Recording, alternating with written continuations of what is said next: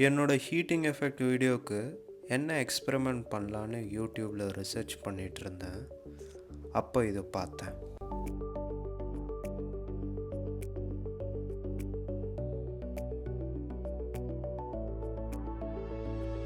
இது nichrome wire. இந்த wire என்கிட்டயும் இருக்குது. இது க்ளோ ஆக எவ்வளோ கரண்ட் தேவைன்னு பார்த்தேன்.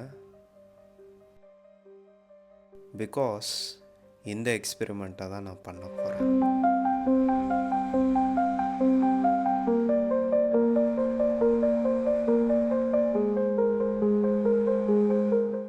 $50 சான்ஸே இல்லை. பார்த்துருவோமா?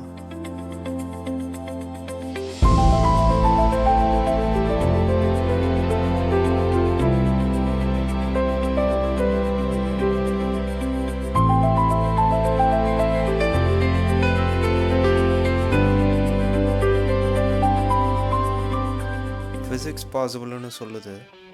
ஸோ பில்ட் பண்ண தொடங்கிட்டேன்.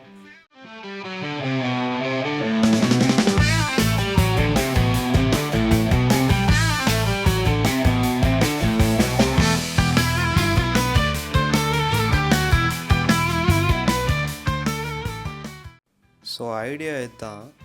என்கிட்ட இருக்க ஜியோ ஃபைபர் சார்ஜரை வோல்டேஜ் சோர்ஸாக யூஸ் பண்ண போகிறேன்.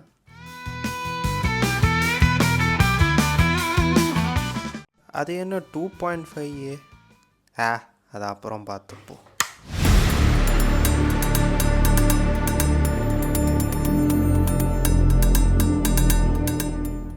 Physics is so beautiful. நீங்களே பார்க்கலாம். இங்கே எதுவும் நடக்கலை. ஃபிசிக்ஸ் ஒர்க் ஆகலையா?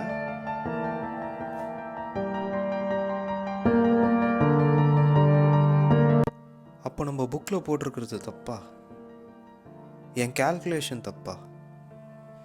இதை வச்சு ஒரு சீரீஸே போட்டிருக்கேனே, ஐன்ஸ்டீனே. சரி, நம்ம ஆட்டக்கார தம்பிக்கிட்ட கேட்போம்.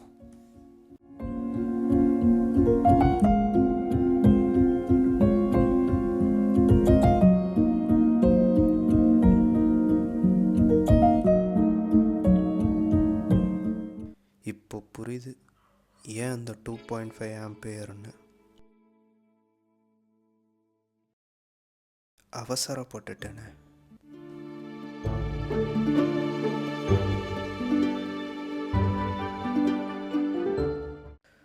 கிராக் என்ன சொல்கிறான்னா, 2.5 ஆம்பியர் மேலே போகிற மாதிரி இருந்தால் அந்த சார்ஜர் ஆஃப் ஆயிரும்னு சொல்கிறான். நானும் டெஸ்ட் பண்ணேன். கரெக்டு தான் போல.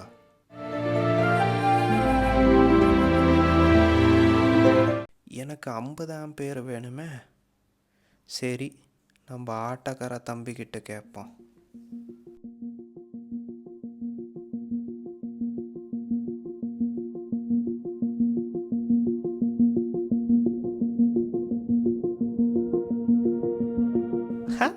வெறும் 180 ரூபா தானா? வாங்கிட வேண்டியதுதான்.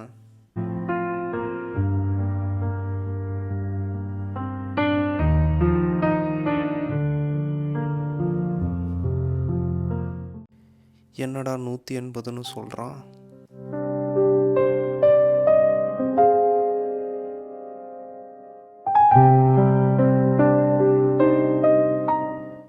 அந்த வீடியோவில் இருக்க மாதிரி நம்ம ஒயர் ஒன்றும் பெருசுலாம் இல்லை. 10 ஆம்பியர் இருந்தால் கூட போதும்.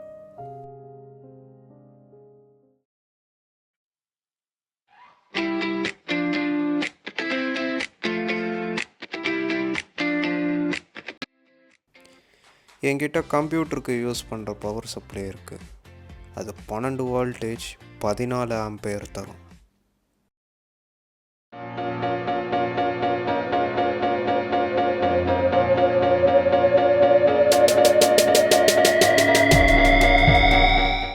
இது ஒர்க் ஆகும்.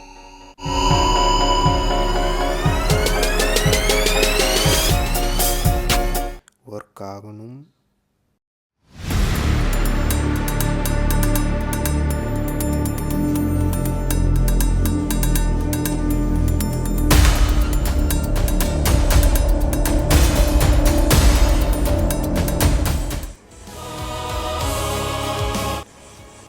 வெற்றி.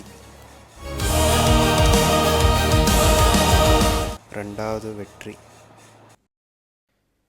உண்மை என்னன்னா, இதுவரைக்கும் நடந்தது ஸ்கிரிப்டு. இப்போ நடக்க போகிறது தான்.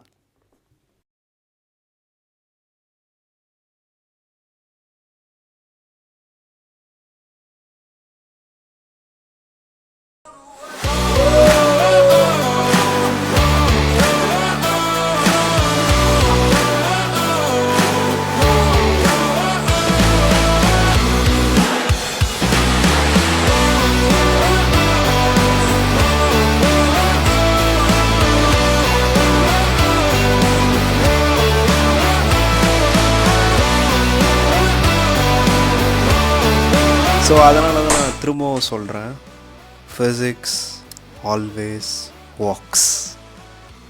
Happy learning.